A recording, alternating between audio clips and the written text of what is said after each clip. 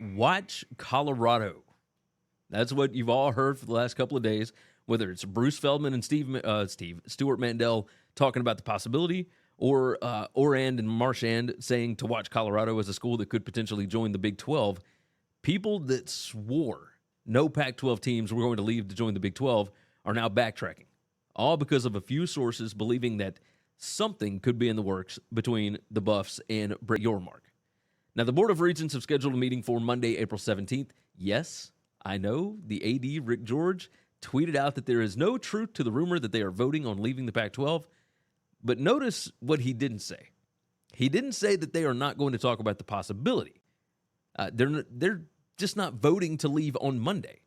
Like in the state of Colorado, it has to be brought to the public before it can be put to a vote. So all George did was put to bed the idea that they could leave for the Big 12 on Monday.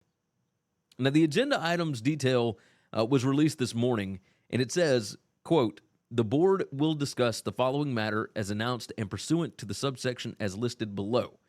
Legal advice on a specific matter - athletics matter." Now, what that really means, who knows? But it is incredibly similar to the exact same agenda note that they had for the meeting back in 2010 before they left for the Pac-12.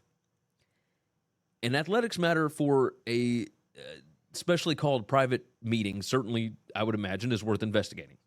Now, let's go ahead and address this whole, but Gary, Colorado has been awful, and Deion's not going to be long, or not going to be there very long anyway if he wins. I get all of it. All right, the Big 12 and Yormark are looking at this as an opportunity to have multiple teams that can play late games throughout the season.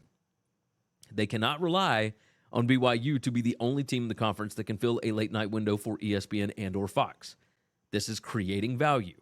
You don't have to have great teams to get a decent rating in that late slot. You just need a big enough name in a decent enough game.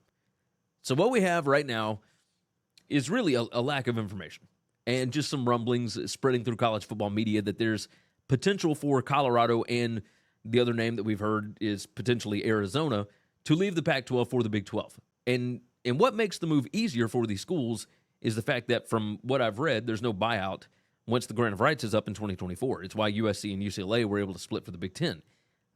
There's no buyout like we saw with Texas and Oklahoma, right? They wanted to leave early. It cost them an arm and a leg. In prior realignments, like when Maryland and Rutgers joined the Big 10, it was in the middle of a contract. Maryland had to pay a big buyout to the ACC, et cetera. From what I can tell, and you guys can correct me if you know better, but there would be no penalty for leaving the Pac-12 after the 2023 season. Now, while the Board of Regents meeting Monday night is private, you can bet people are going to be holding their breath waiting to see what is said and what topics are discussed. For now, though, we wait. Hey, if you like this video, go ahead and hit the like button, hit the subscribe button, and of course, jump in the comment.